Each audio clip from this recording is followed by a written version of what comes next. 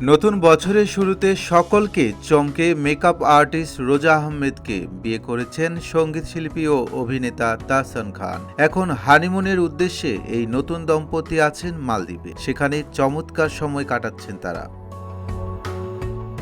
হানিমুনে গিয়ে তাহসান কোনো ছবি শেয়ার না করলেও তার স্ত্রী রোজা আহমেদ ভাগ করে নিয়েছেন দারুণ কিছু ছবি ও ভিডিও। সেখানে ভেসে উঠে দুজনের ভালোবাসায় মাখা এক মধুর মুহূর্ত।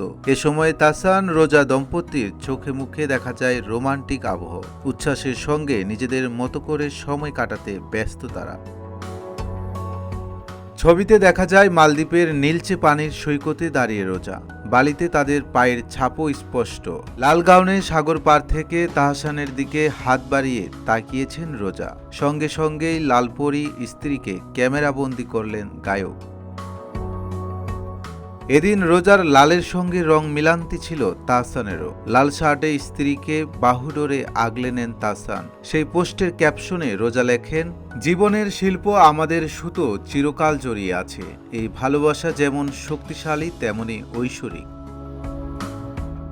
তাহসান রোজার এই রোমান্টিক মুহূর্ত নিমিষেই নজর কাড়ে নেটিজেনদের। রীতিমতো মুগ্ধতা ছড়ান তাদের অনুরাগীরা। এর আগে গত 4 জানুয়ারি সন্ধ্যায় রোজা আহমেদের গলায় মালা দেন তাহসান। এরপর গত 7 জানুয়ারি সকালে তারা হানিমুনের উদ্দেশ্যে মালদ্বীপ রওনা হয়।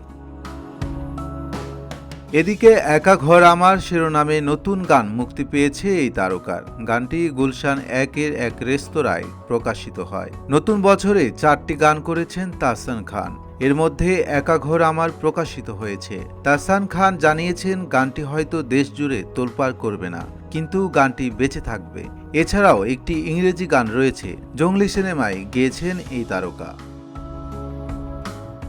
একা ঘর আমার শিরোনামে গানটি প্রযোজনা করেছে অনুপম রেকর্ডিং মিডিয়া। গানটি গাওয়ার পাশাপাশি লিখেছেন, সুরও বেঁধেছেন তাহসান। দ্বৈত গানে তাহসানের সঙ্গে গিয়েছেন স্মৃতি সাহা। সঙ্গীতায়োজন করেছেন সাজিদ সরকার। ফরহাদ হোসেন, রূপালী বাংলাদেশ।